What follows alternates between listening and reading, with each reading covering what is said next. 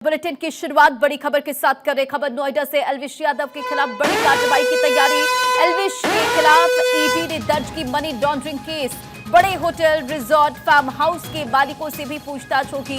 Rave party में सांपों के जहर की सप्लाई के मामले में जांच अब तेज होगी। महंगी कारों के काफिले के बारे में भी जांच पड़ताल करेगी ईडी। तो देखिए किस तरह से एल्विश यादव की मुश्किलें बढ़ती हुई लगातार नजर आ रही है।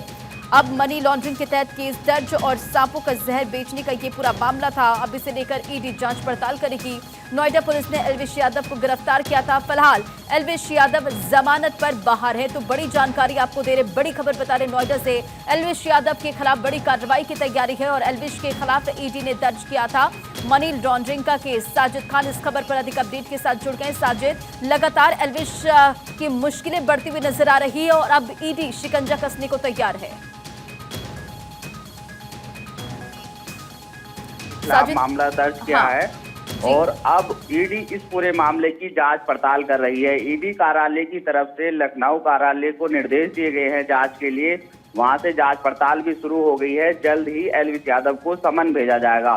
जानकारी के मुताबिक एल्विश यादव अपने साथियों के साथ रेव पार्टी करता था और अपने साथियों के साथ अलग अलग जगह पर बड़ी बड़ी पार्टियों में शामिल होता था। जो उसके काफिले में कारें, महंगी कारें, लग्जरी कारें शामिल होती थी, उस विषय पर भी जांच की जाएगी। जानकारी के मुताबिक जो रिजॉर्ट होते हैं उनके मालिकों से भी पूछताछ की जाएगी और कंपनी के जो मालिक हैं उनसे भी पूछताछ की जाएगी, क्योंकि अधिकतर जो पार्टियां होती थी वो बड़ी बड़ी कंपनियों में होती थी और बड़े बड़े रिजॉर्ट में होती थी, होटलों में होती थी, रेस्टोरेंट में होती थी। उन मालिकों से भी अब ईडी पूछताछ करेगी। जानकारी के मुताबिक जो महंगी गाड़ियां थी वो काफिले में कहाँ से आती थी और रेव पार्टी में कितने जहरीले सांप का जो विष होता है उसका प्रयोग किया जाता था, इस विषय पर भी ईडी जांच पड़ताल करेगी। तो कहीं ना कहीं देखा जा रहा है मशहूर यूट्यूबर एल्विश यादव की मुश्किलें बढ़ गई हैं और जल्द ही ईडी समन भेजकर पूछताछ के लिए एल्विश यादव को जल्द बुलाएगी। बिल्कुल, देखिए दिल्ली एनसीआर के नामचीन होटलों, क्लब, रिजॉर्ट, फार्म जहां पर भी रेव पार्टियां होती थी, जाहिर तौर पर अब ईडी उसकी पूरी जानकारी इकट्ठा करेगी साजिद, और अब ये जांच पड़ताल आगे बढ़ने वाली है। बिल्कुल, देखिए अब ये जांच पड़ताल आगे बढ़ जाएगी क्योंकि अभी तो एल्विश यादव जमानत पर बाहर है। इससे पहले नोएडा पुलिस ने जरूर शिकंजा कसा था।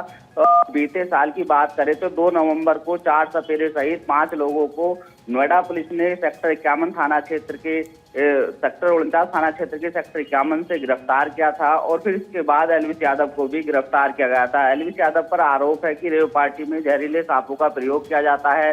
बड़ी बड़ी पार्टियों में जो नशीली चीजें होती हैं उनका प्रयोग किया जाता है और नियमों के विरुद्ध चलकर ये पार्टियां होती हैं और कहीं ना कहीं अब ईडी ने इस पर शिकंजा कसने की तैयारी कर ली है। ईडी ने मामला दर्ज किया है। ईडी के जो कार्यालय है उसके निर्देश पर लखनऊ कार्यालय ने पूरी जांच पड़ताल में तेजी बरतनी शुरू कर दी है। साथ ही समन की भी तैयारी हो गई है। जल्द ही समन भेजकर एल्विश यादव को पूछताछ के लिए बुलाया जाएगा।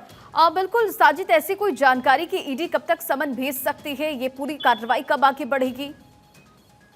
देखिए, माना जा रहा है कि सूत्रों के मुताबिक आज या कल में ही ईडी समन भेजकर एल्विश यादव को पूछताछ के लिए बुलाएगी, क्योंकि एल्विश यादव जमानत पर बाहर है और एल्विश यादव लगातार दावे कर रहा है कि मैं ऐसी पार्टियों में शामिल नहीं होता था। लेकिन कहीं ना कहीं अब ईडी ने शिकंजा कसना शुरू कर दिया है और ईडी को ये पता चला है कि एल्विश यादव का कहीं ना कहीं इस पूरे मामले में इन्वॉल्व है। तो जिसके चलते अब ईडी ने मामला दर्ज किया है और ईडी अब शिकंजा कसने की तैयारी में है, क्योंकि एल्विश यादव के काफिले में बड़ी बड़ी लग्जरियां गाड़ियां पाई गई हैं और एल्विश यादव अलग अलग जगह पर पार्टियों में शामिल होता है, जिसके साथ बड़े बड़े लोग शामिल होते हैं, बड़े बड़े घराने के लोग शामिल होते हैं, तो जिनकी तस्वीरों के आधार पर अब ईडी जांच पड़ताल करेगी। तो कहीं ना कहीं ये देखा जा रहा है कि अब एल्विश यादव की मुश्किलें जरूर बढ़ जाएंगी और ईडी जल्द ही समन भेजकर पूछताछ के लिए बुलाएगी और जिस तरह से एल्विश यादव दावे कर रहा है उसकी पोल खुल जाएगी।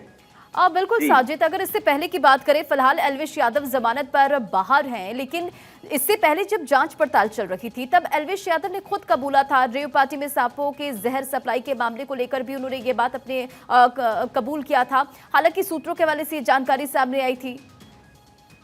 बिल्कुल, देखिए एल्विश यादव ने कबूल जरूर किया था। जैसे ही वो पुलिस की गिरफ्त से बाहर गए तो उन्होंने साफ इनकार कर दिया कि मुझ पर झूठे आरोप है, मुझे कहीं ना कहीं फंसाया जा रहा है। लेकिन जिस तरह से तथ्यों के आधार पर जो जहर था उसको राजस्थान की लैब में भेजा गया, जहां से पुष्टि हुई और जिसके आधार पर नोएडा पुलिस ने भी एल्विश यादव को गिरफ्तार कर जेल भेजा था। फिलहाल एल्विश यादव जमानत पर तो बाहर है, लेकिन अब ईडी ने जिस तरह से शिकंजा कसना शुरू किया है, ईडी ने मामला दर्ज कर लिया है और ईडी ने संबंधित कार्यालय लखनऊ को निर्देश दिए हैं, लखनऊ से जल्द ही समन भेजकर एल्विश यादव को पूछताछ के लिए बुलाया जाएगा। तो माना जा रहा है कि जिस तरह से काफिले में बड़ी बड़ी गाड़ियां देखी जाती थी, बड़े बड़े लोग देखे जाते थे और जिन होटलों में और रेस्टोरेंट में जहां पर ये पार्टियां होती थी उन मालिकों से भी पूछताछ होगी, रिजॉर्ट के मालिकों से भी पूछताछ होगी। तो कहीं ना कहीं देखा जा रहा है कि एल्विश यादव के संपर्क में जितने लोग हैं उन पर कहीं ना कहीं अब ईडी शिकंजा कसेगी।